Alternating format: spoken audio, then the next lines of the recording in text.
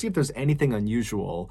And so this detective goes down to the dock, they walk onto the floating section of the dock, and they walk right up alongside the well-deserved. And from the looks of it, it doesn't appear that anybody's on board. And as this detective is kind of looking in the window and just kind of looking around, they think they see what looks like a bloody handprint inside the boat. And so that would end up being enough to get a search warrant. And before long that day, there were police swarming this boat, looking all over it. But it would turn out that was not a bloody handprint. It was actually just some rust.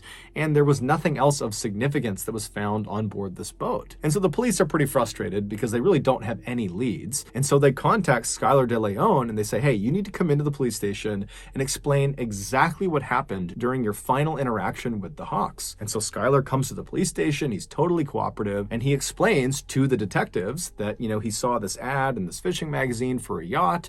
He contacted Tom Hawk and said, I'm interested. The two of them met up and then went out for a sea trial, which is basically a test drive, but for a boat. And during the sea trial, Skylar told Tom that he liked the boat and he wanted to go forward with the purchase.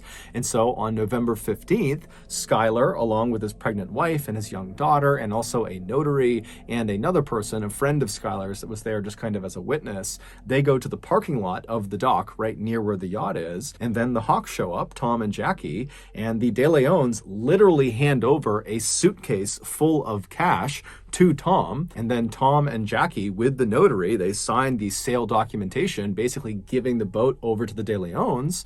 And then Tom and Jackie took their suitcase full of cash, hopped in their SUV, and they drove off, presumably to go to Mexico. When the police asked Skylar, how were you able to afford such an expensive vessel?